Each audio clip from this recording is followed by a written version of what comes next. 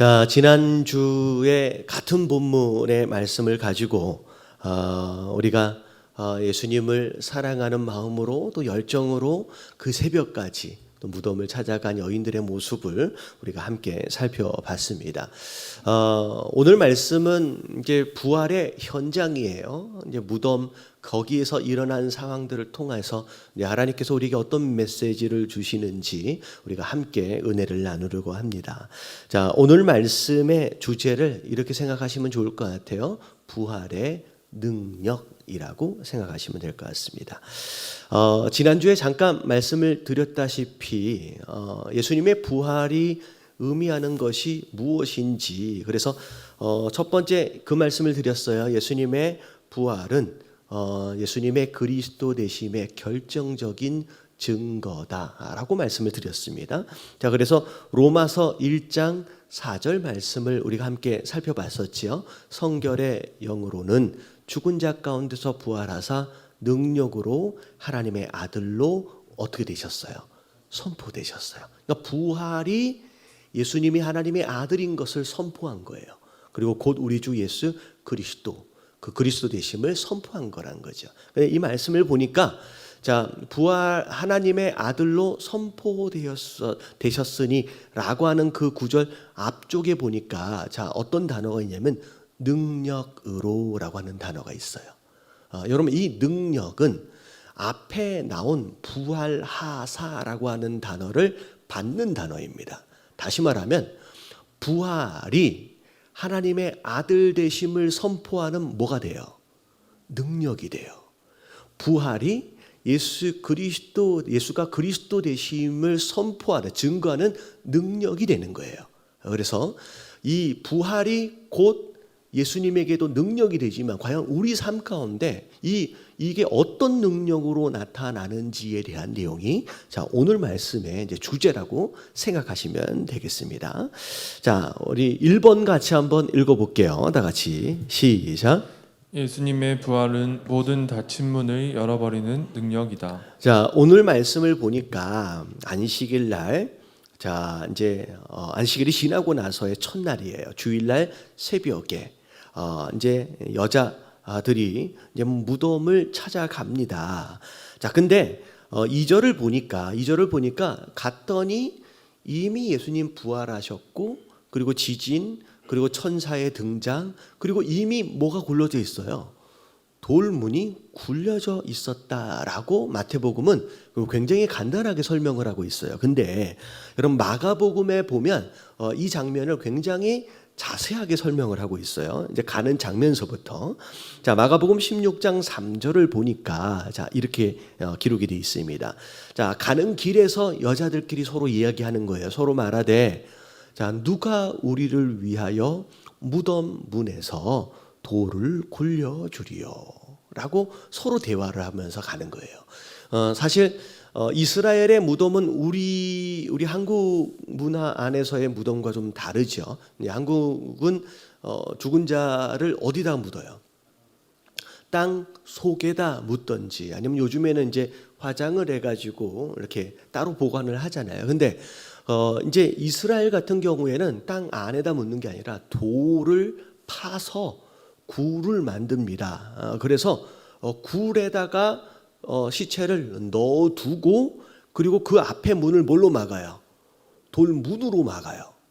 그래서 사실은 이 대화를 하면서 가게 되는 이유가 뭐냐면, 여러분, 이 돌문은 딱 보기만 해도 아마 땅을 파보신 분, 조금 일을 해보신 분들은 사실 요만한 돌도 우리가 들기가 쉽지 않다는 걸 아실 거예요. 근데 이 사이즈의 돌은요, 여러분, 여자 셋이서 대충 굴려낼 수 있는 사이즈가, 그런 무게가 아니라는 거죠.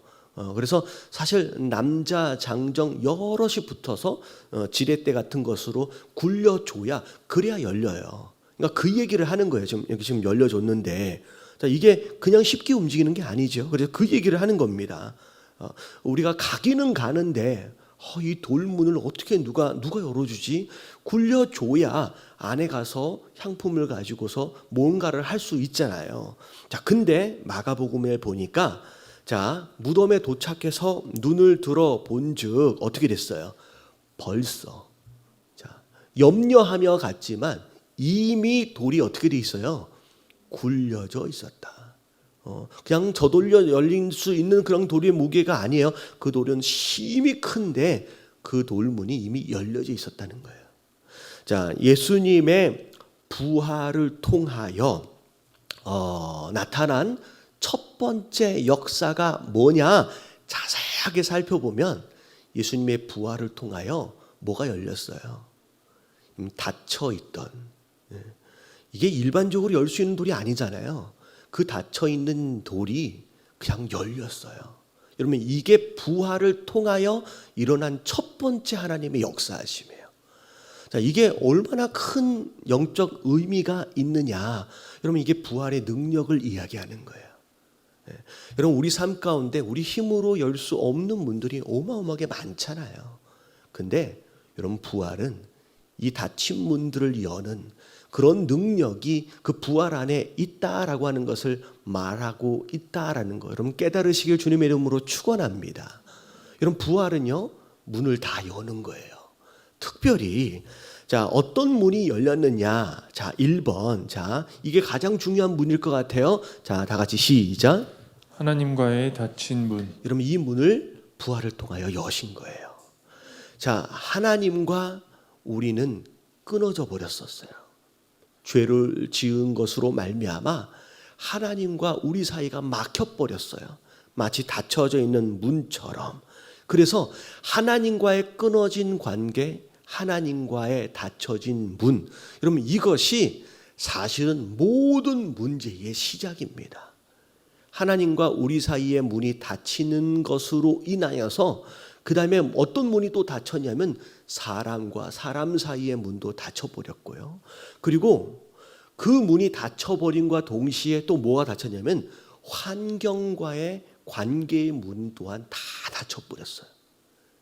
근데 이 부활은 하나님과의 모든 문제의 시작, 뿌리라고 이야기할 수 있는 그 하나님과의 닫힌 문을 하나님께서 여셨다라고 하는 거예요. 그래서 로마서 5장 10절 말씀을 보면, 자, 다 같이 한번 읽어볼게요. 시작. 곧 우리가 원수 되었을 때에 그의 아들의 죽으심으로 말미암아 하나님과 화목하게 되었은즉 화목하게 된 자로서는 더욱 그의 살아나심으로 말미암아 구원을 받을 것이니라. 네, 우리가 하나님과 원수가 되었었네요. 뭐 때문에? 죄 때문에. 이런 원수 되었다라고 하는 것은 하나님과 우리 사이의 문이 닫혀버렸다라는 것을 의미합니다. 근데 예수님의 죽으심으로 말미암아 그 하나님과 원수 되었던 그 하나님과의 관계 가운데 변화가 일어난 거예요. 화목하게 되었다. 그 관계가 회복되어졌다는 거예요. 그 문이 열렸다는 거예요. 그리고 심지어 자, 화목하게 된 자로서 우리 입장에서 보면 그분이 살아나심으로 말미암아, 부활하심으로 말미암아 우리가 뭘 누리게 된 거예요? 이런 구원을 누리게 된 것이라는 거예요. 여러분, 예수님의 죽으심과 부활하심은 그동안 죄로 인하여 닫혀버렸던 하나님과의 관계의 문을 열어버리셨다라고 하는 것을 의미하는 거라는 거예요. 여러분, 부활의 능력을 경험하신 분들, 그리고 그 부활을 믿는 분으로서 화목하게 하시는 그 역사, 구원을 얻도록 하시는 그 역사하심을 여러분 우리 삶 속에서 경험하시며 누리시는 저와 여러분들 되시길 주님의 이름으로 축원합니다.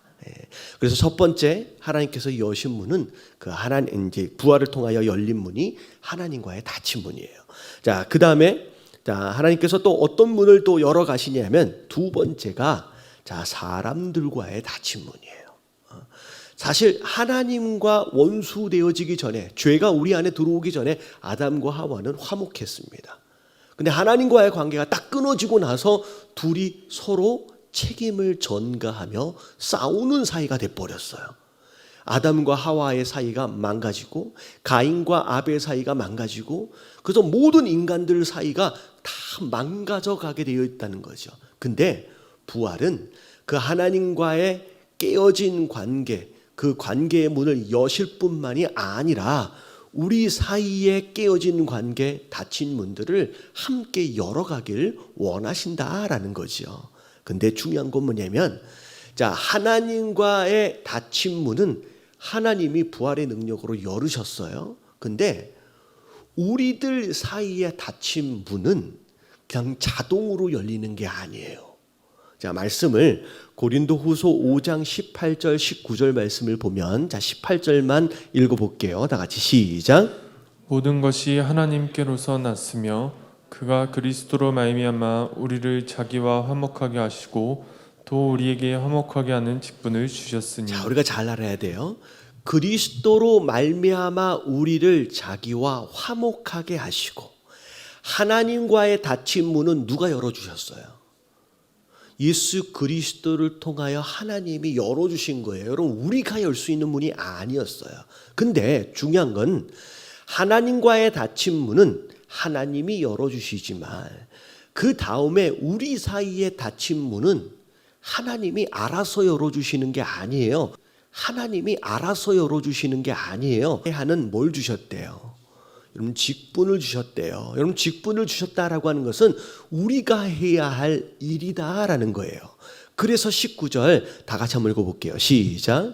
곧 하나님께서 그리스도 안에 계시사 세상을 자기와 화목하게 하시며 그들의 죄를 그들에게 돌리지 아니하시고 화목하게 하는 말씀을 우리에게 부탁하셨느니라. 여러분, 우리에게 부탁하셨대요. 여러분, 부활을 믿으시는 분은 아멘 하십시다. 여러분, 부활의 능력으로 하나님과의 닫힌 문이 이미 열어지신 분은 아멘 하십시다. 여러분, 그런 분이라고 한다면 누구나 이 직분을 받으신 거예요. 여러분, 이 직분을 감당하시는 저와 여러분들 되시길 주님의 이름으로 축원합니다. 여러분, 우리 사이에 얼마나 어려운 관계들이 많이 있냐는 거예요. 근데 여러분, 이게 우리 주변에 이런 관계가 있을수록 우리는 감당해야 할 사명과 직분이 많구나라고 하는 것으로 여기시면 돼요. 여러분, 옆에 계신 분들에게 같이 좀 인사 좀 해주십시오. 자, 뭐라고 인사하냐면, 제발 싸우지 맙시다. 이렇게 인사를 하라고 하면 이렇게 안 해. 여러분, 우리에게 주신 직분 중에 하나예요. 우리에게 부탁하셨대요. 하나님이 제발 이것 좀 해줬으면 좋겠다. 싸우지 않은 것을 넘어서서 우리 안에 깨어진 관계, 또 닫혀있는 문들이 있는데 네가 좀 거기에 가서 화목할 수 있게끔 좀 그 일 좀 해달라고 부탁하신 거예요. 여러분, 이 일을 하시게 되길 주님의 이름으로 축원합니다. 여러분, 사단이 제일 잘하는 게 뭔지 아세요? 누가 바로 말씀해 주시네. 여러분, 사단이 제일 잘하는 게 이간질이에요. 가서 얘기하는 거야. 쏙닥쏙닥. 혹시 그거 들었어? 여러분, 이런 말 딱 나오려 그러면 이거 누구 일을 하는 거예요? 여러분, 사단의 일을 하는 거예요. 여러분, 가정 안에서도 마찬가지고 교회 안에서도 마찬가지고 여러분, 어디에서든 여러분 이 사단의 일에 참여하지 마세요. 여러분, 사단이 제일 잘하는 게 이간질이잖아요. 근데 하나님은 반대예요. 깨어진 관계를 하나로 묶어주시길 원하시는 거예요. 여러분, 그 일을 감당하시는 저와 여러분들 되시길 주님의 이름으로 축원합니다. 그래서 하나님과의 끊어진 관계는 우리가 노력해서 붙일 수 없어요. 그래서 예수 그리스도의 죽으심과 부활을 통하여 하나님이 붙여주셨어요. 그 문을 열어주셨어요. 근데 그 다음에는 우리가 감당해야 할 직분이고 사명이라는 거예요. 여러분, 깨어진 관계를 여러분 붙여가는, 화목하게 하는 그 일을 감당하시는 저와 여러분들 되시길 주님의 이름으로 축원합니다. 이게 두 번째 닫힌 문은 부활을 경험한 성도가 감당하는 사명이에요. 자, 세 번째, 자, 환경과의 닫힌 문이 있었다 그랬어요. 여러분, 죄를 짓고 나서 우리를 위하여 지어 주신 이 땅이 사람을 향하여 가시와 엉겅퀴를 냅니다.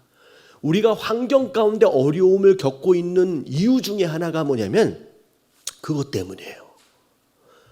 땅이 자꾸만 우리한테 가시와 엉겅퀴를 내는 거예요. 근데 여러분, 부활의 능력을 가진 성도는 여러분 이것을 역전시켜야 돼요. 우리가 그 능력을 가진 자로서 하나님이 우리에게 주신 첫 번째 사명이 있어요. 화목하게 하라고 하셨던 그 사명보다 훨씬 전에 주셨던 그 사명을 우리가 회복해야 합니다. 여러분, 그 사명이 뭐냐? 창세기 1장 28절 다 같이 한번 읽어볼게요. 시작.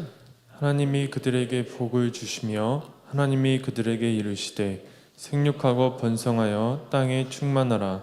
땅을 정복하라. 바다의 물고기와 하늘의 새와 땅에 움직이는 모든 생물을 다스리라 하시니라. 네, 부활의 능력을 가진 성도는 여러분 이 사명을 회복해야 돼요. 더 이상 가시나 엉겅퀴를 내는 그 땅으로 말미암아 고통당하는 그런 삶의 모습이 아니라 오히려 그 땅을 정복하고 그 땅을 다스리는 하나님 뜻 안에서 통치하는 여러분 이 사명을 회복해야 된다라는 거예요. 여러분 그게 부활의 능력 안에 있다라는 거예요. 여러분 이 사명을 감당하시는 저와 여러분들 되시길 주님의 이름으로 축원합니다. 그래서 여러분 그런 거예요. 마치 온도계처럼 주변 환경이 변하는 것을 따라서 반응하는 삶이 아니에요. 얘 때문에 내가 어려워졌어요. 쟤 때문에, 저 일 때문에, 저 사건 때문에 내가 지금 힘들어요 라고 하는 다스림을 받고 영향을 받는 그런 성도가 아니라 부활의 능력으로 그 환경을 다스리는 사람이 돼야 돼요. 그 환경을 여러분 통치하고 정복하는 성도가 되어지시길 주님의 이름으로 축원합니다. 그래서 여러분 부활의 능력을 경험한 성도는 이 모든 닫힌 문들을 하나씩 하나씩 열어가는 과정을 사는 것이 우리의 모습이어야 된다는 거예요. 그래서 제가 전에 이 비슷한 설교를 하면서 제가 뭘 말씀을 드렸냐면 신통하고 인통하면 형통하다라는 말씀을 전해드린 적이 있어요. 자, 신통 제가 만들어낸 얘기입니다. 누구와 통하는 거예요? 하나님과 통하기 시작하면 그 다음에 인통, 무엇과 통하기 시작해요? 사람 사이의 관계가 회복되어지면서 함께 통하기 시작해요. 그리고 하나님과 사람과 함께 통하면 그 다음부터 환경과도 통하기 시작해요. 그래서 그걸 뭐라 그래요? 형통.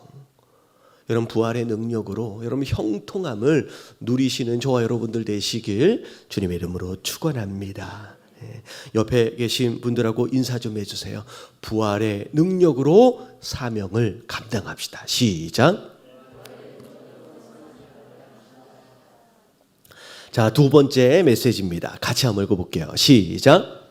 예수님의 부활은 무덤의 자리를 떠나게 하는 능력이다. 자, 이미 돌이 굴려져 버렸어요. 자, 열렸어요, 문이. 자, 근데 3절을 보니까 누가 나타나냐면 그 형상이 번개 같고 그 옷은 눈같이 희거늘 천사의 모습입니다. 자, 근데 5절 말씀을 보니까 천사가 여자들에게 뭐라고 얘기했는지를 보니까 자, 너희는 무서워하지 말래요. 십자가에 못 박히신 예수를 너희가 찾고 있는 줄 내가 아노라 라고 얘기했는데 자, 6절 말씀이 중요해요. 자, 그가 여기에 계시지 않는데요. 자, 예수님 부활하셨어요. 부활하신 주님은 여기에 계시지 않는데 여기가 어디예요? 여러분 무덤이에요. 그가 말하시던 대로 살아나셨대요. 와서 그가 누우셨던 곳 무덤을 봐라. 부활하신 주님은 무덤 안에 계셔요, 안 계세요? 여러분 부활하신 주님은 더 이상 무덤의 자리에 계시지 않습니다. 이 이야기는 뭘 의미하느냐면 부활의 능력을 경험한 성도 또한 무덤 안에 있으면 돼요, 안 돼요? 여러분 무덤 안에 있으면 안 돼요. 여러분 부활의 능력을 경험한 성도는 여러분 무덤을 떠나야 하는 줄로 믿습니다. 여러분 죄를 짓고 하나님과의 끊어진 관계에 있었던 우리 인생들 전부 다 무덤 안에 있었어요. 더럽고 냄새나는 여러분 그 무덤 안에 있었어요. 그 죽음의 자리에 우리가 있었다는 거예요. 근데 오늘 말씀을 보니까 부활하신 예수님은 더 이상 무덤에 계시지 않는다라고 말씀하신 것처럼 그 부활의 능력을 경험한 우리 성도는 더 이상 무덤의 자리에 머물러 있으면 안 된다라는 거예요. 여러분, 무덤에서 나오시길 주님의 이름으로 축원합니다. 한국의 공동묘지를 혹시 가보신 분들 계실런지 모르겠는데, 저는 한국의 공동묘지는 제가 가본 적이 없어요. 근데 제가 미국에 있는 동안에 미국에 있는 공동묘지를 한번 가본 적이 있어요. LA 근처에 그 로즈힐이라고, 사진 하나를 보여주세요. 이게 무덤이에요. 어떻게 보여요? 여러분, 되게 이쁘잖아요. 여러분, 낮에 가면 많은 분들이 무덤에서, 공동묘지인데 와서 아이들이랑 거기에서 밥 먹고 소풍해요. 그러니까 돌아가신 아버지 기리면서 거기서 돗자리 깔아놓고 거기서 이제 식사하고 그래요. 근데 여러분들, 여기 밤에 가라면 갈 수 있어요, 없어요? 여러분, 낮에 꽃 심어놓고 이쁘게 장식을 아무리 해놓은들 여러분 밤에는 못 가요. 다시 말하면 여러분, 무덤은 아무리 치장을 해도 여러분 무덤이에요. 여러분, 오늘 제목이 뭐였는지 혹시 기억나세요?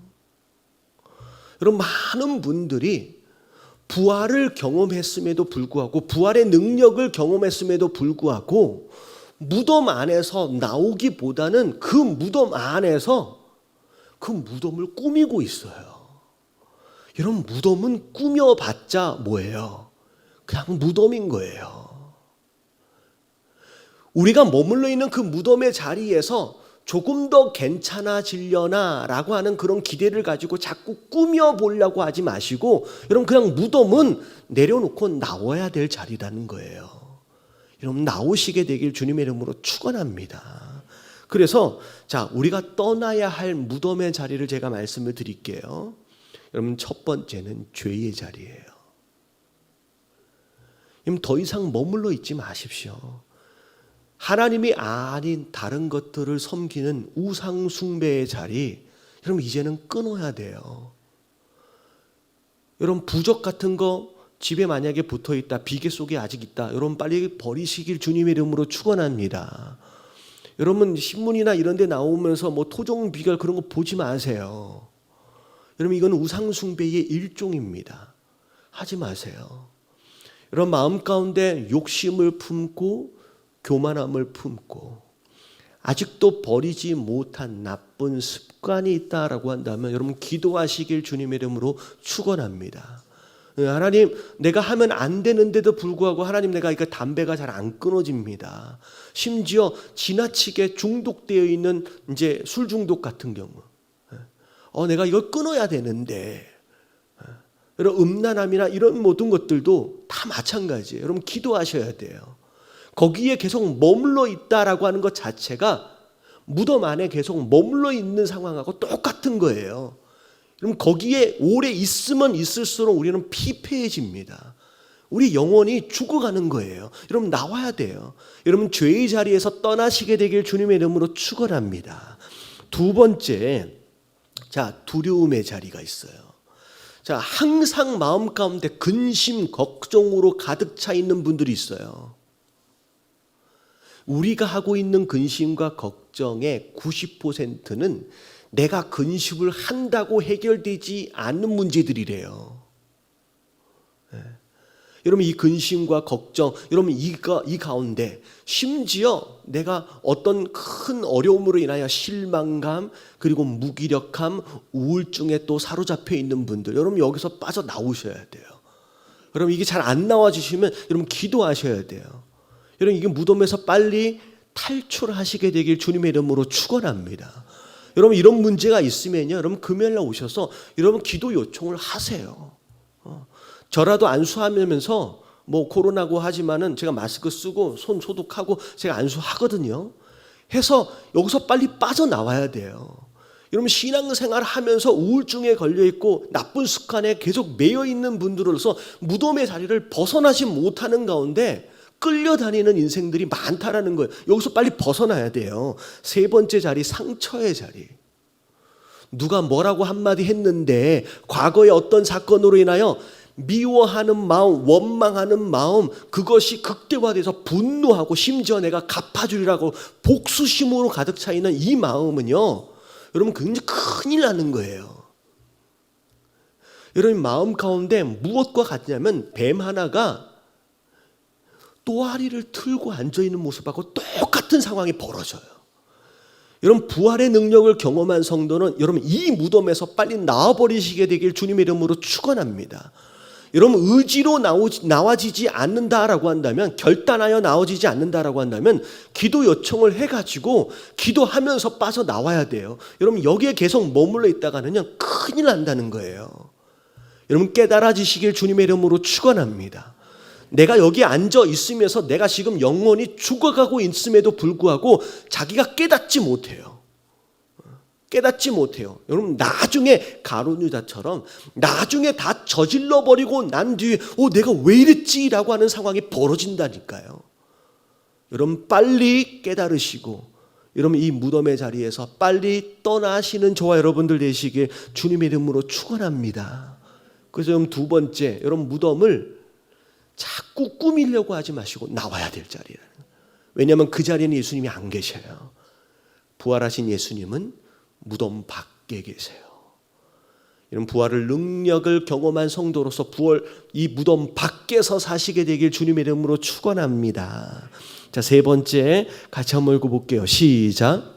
예수님의 부활은 복음을 전파하는 능력이다. 자, 7절을 보니까 천사가 예수님의 부활을 알려줌과 동시에 뭐라고 얘기해요? 빨리 가서 그의 제자들에게 알려줘라는 거예요.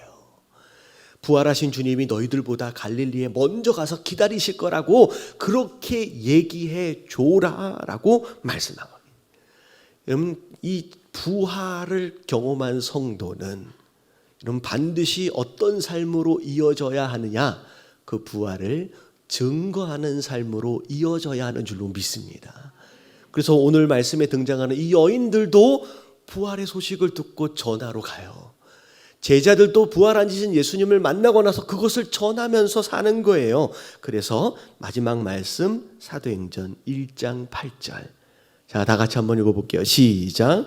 오직 성령이 너희에게 임하시면 너희가 권능을 받고 예루살렘과 온 유대와 사마리아와 땅끝까지 이르러 내 증인이 되리라 하시니라. 네, 여러분 부활을 경험한 제자들, 성령 충만함을 나중에 받은 다음에 자, 어떤 삶을 살았어요? 여기서 말하고 있는 예루살렘은 나랑 직접적인 관계 안에 있는 자들을 이야기합니다.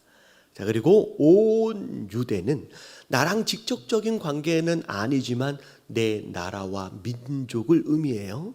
그리고 사마리아, 나랑 전혀 상관이 없는 자들, 그리고 온 땅끝까지 이르러서 뭐가 되어야 합니까? 증인이 되는, 그 부활을 전하며 사는 그런 성도가 되는 거. 여러분 이게 부활의 능력을 가진 성도의 삶이다라는 거. 예. 여러분 이런 삶을 사시는 저와 여러분들 되시길 주님의 이름으로 축원합니다.